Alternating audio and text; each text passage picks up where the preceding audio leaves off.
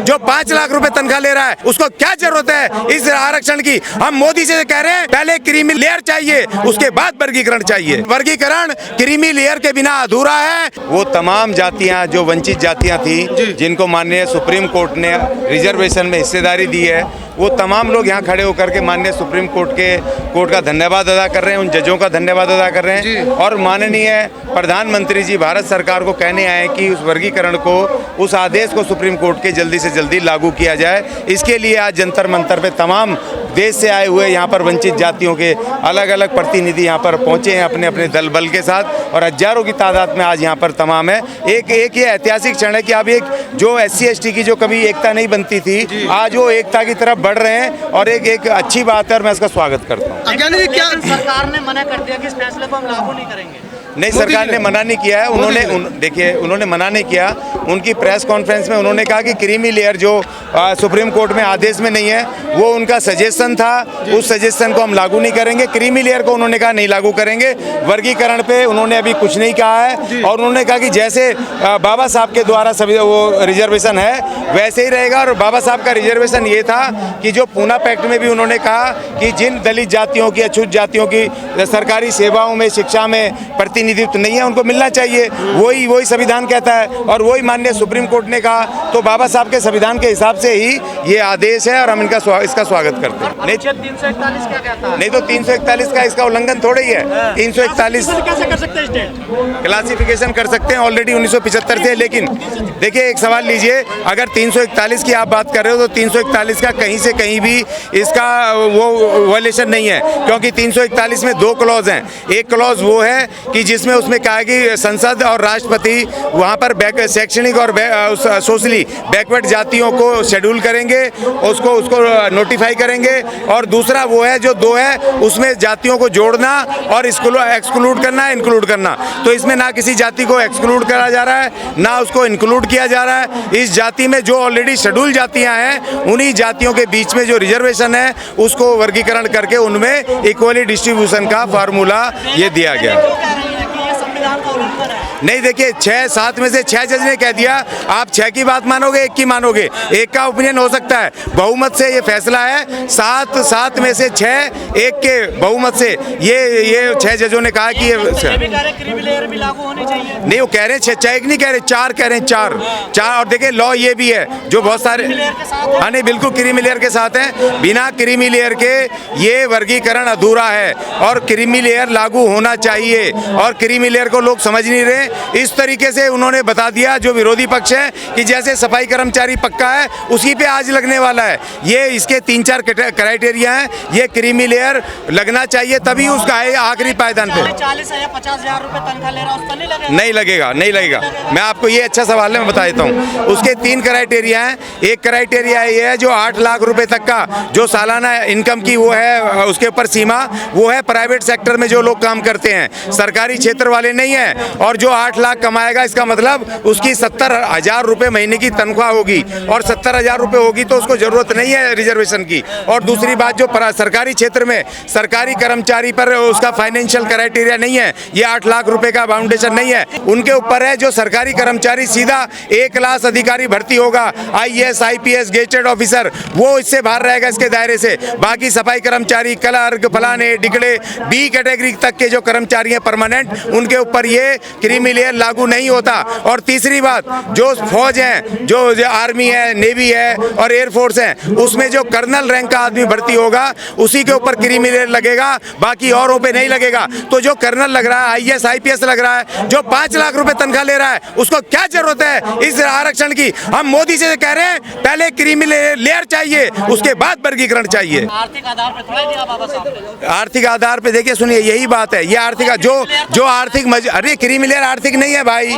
जो लोग ले चुके हैं इसका बेनिफिट लेकर के शैक्षणिक रूप से और आर्थिक रूप से मजबूत हो गए, उनको बाहर करके जो कमजोर रह गए उनको देना है। उनको भी तो आर्थिक शैक्षणिक बाहर लाना है। आधार पे होता है ना। तो आपका कौन सा हो रहा है? जो मालदार हो गए, जिनके होटल हैं, जिनके पेट्रोल पंप है, जिनके वो हैं, अरे चुप रहो यार, जिनके पेट्रोल पंप है, बड़े बड़े बिजनेस जो कि डिक्की के अरबों खरबोपति हैं, उनको भी चाहिए क्या? वो उनको छोड़ना नहीं चाहिए। जो गरीब समाज जो वहां पर बैठ करके झाड़ू मार रहा है, या जो मोची का काम कर रहा है, जिससे राहुल गांधी मिलने गए थे, उसको नहीं चाहिए रिजर्वेशन, उसको भी चाहिए रिजर्वेशन। तो इसलिए आखिरी पायदान वाले को दिया है।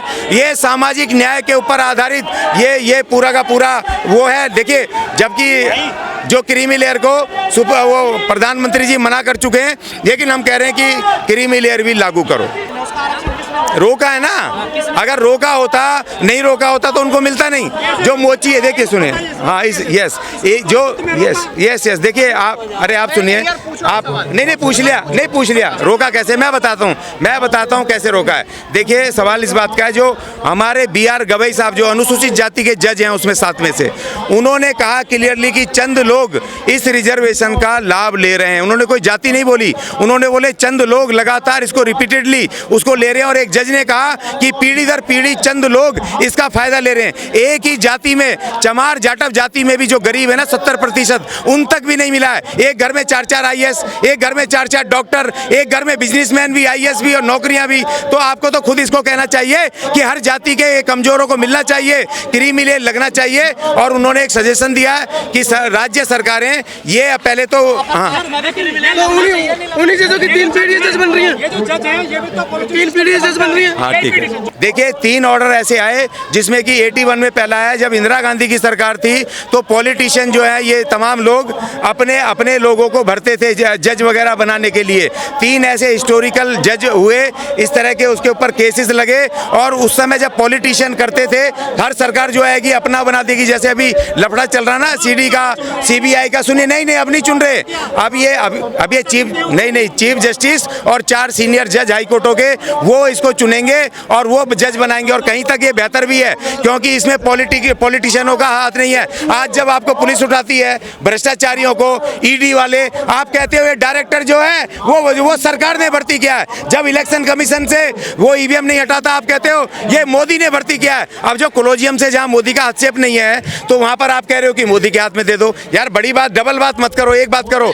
देखिए 2014 में इस सरकार ने, मोदी सरकार ने, जो आर्टिकल 124 जो कि इसमें जजों को भर्ती का उसमें वो था, उसमें उन्होंने संशोधन करके एक क्लॉज जीता। मैं सपोर्ट में नहीं हूं, लेकिन मैं कह रहा हूं कि पॉलिटिशियनों के हाथ में जाने से बेहतर है ये कोलोजियम है। और लेकिन मैं इसमें ये कहता हूं, कोलोजियम सिस्टम रहे, लेकिन इसमें SC/ST का रिजर्वेशन लागू हो, हमारे भी जज बने। आप क्या ये नेताओं के हाथ में देना चाहते हो क्या? जैसे पुलिस का अफसर बनाती है, वो डिप्यूट करती है SP, DSP या कलेक्टर, ये प्रधानमंत्री या ये होम मिनिस्टर डिप्यूट करते हैं, तो उन्हीं की तो बात सुनते हैं। आज न्यायपालिका इन नेताओं के चंगुल से दूर है। और आपको बुरा लग रहा है जब ये 2004 में आपके पक्ष में दिया था, जो आज ये विरोधी चिल्ला रहे हैं, इसी संवैधानिक पीठ ने 2004 में उनके पक्ष में फैसला दिया था, 5 जजों की खंडपीठ ने।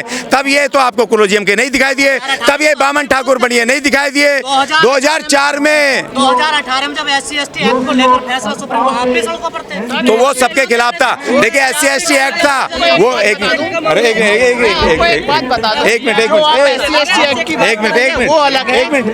रुको, अरे भाई रुको। देखिए जो SC/ST एक्ट की आप बात कर रहे हो 2000, आप जजों का विरोध कर रहे हैं। नहीं, हम सुप्रीम कोर्ट का विरोध नहीं कर रहे थे।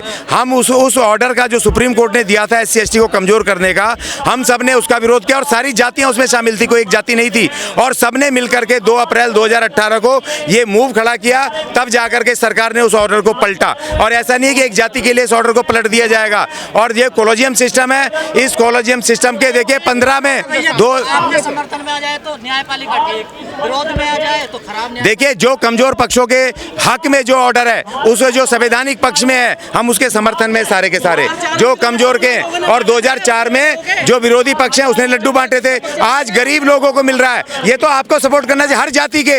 और इन्होंने भड़का दिया चमार जाति बाहर करे जा रही है, कोई नहीं चाह रही। चमार जाति के, वाल्मीकि जाति के या और जातियों के वो लोग बाहर जाएंगे जिन लोगों ने माल कमा रखा है, और उनके सबकी जातियों के गरीबों को मिलेगा। सपोर्ट करो इसका, हम समर्थन करते हैं। समर्थन में नहीं, आप तो क्रीमी लेयर के समर्थन में। क्रीमी लेयर वर्गीकरण, क्रीमी लेयर के बिना अधूरा है। प्रधानमंत्री महोदय वर्गीकरण के साथ क्रीमी लेयर लागू करो, ये हमारी मांग है।